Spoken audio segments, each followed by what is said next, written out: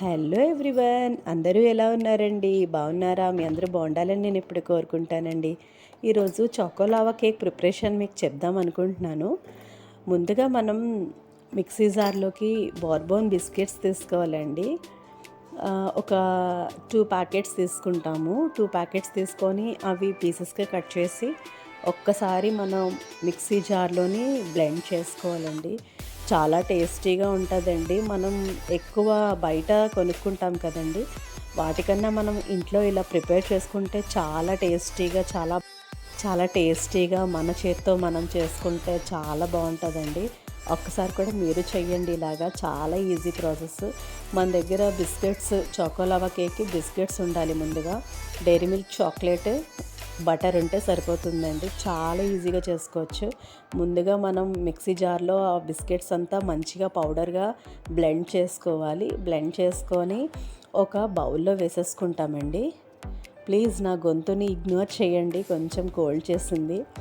ఆ తర్వాత ఆ పౌడర్లోని కొంచెం సరిపడా మిల్క్ వేసుకుంటామండి.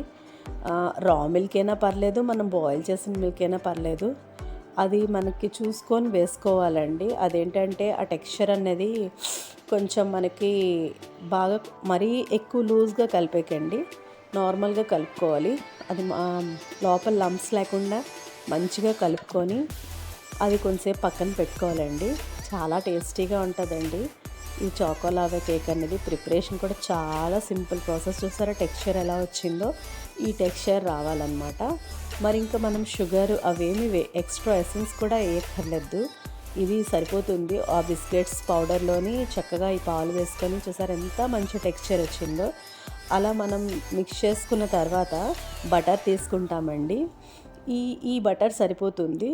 ఈ బటర్ తీసుకొని మన గుంత పొంగనాలు చేసుకుంటాం కదండి, ఆ గుంత పొంగనాలు దాంట్లోని కొంచెం కొంచెం వేసేసుకుంటాము. అన్ని దాంట్లోని కొంచెం కొంచెం వేసేసుకొని కొంచెం హీట్ ఎక్కిన తర్వాత మనం ఏం చేయాలంటే అది కొంచెం సిమ్లో పెట్టి హీట్ చేసుకోవాలి. గుంత పొంగనాలది చూసారా హీట్ ఎక్కి బటర్ కలర్ చేంజ్ అయింది. ఆ తర్వాత మనం ముందుగా కలిపేసి ఉంచుకున్నాం కదా ఆ బిస్కెట్స్ది పేస్ట్, అది వేసుకుంటాము. దాని తర్వాత ఇది లేయర్స్లో వేసుకుంటే చాలా బాగుంటుందండి. చాక్లెట్ కూడా మనం ఏం చేస్తామంటే కొంచెం పాలు వేసి కలుపుకుంటాం dairy milk chocolate. First layer వేసాక తర్వాత చాక్లెట్ పేస్ట్ వేస్తాము. ఆ తర్వాత సెకండ్ లేయర్ ఏమో మళ్ళీ ఈ బిస్కెట్స్ పేస్ట్ వేస్తాము.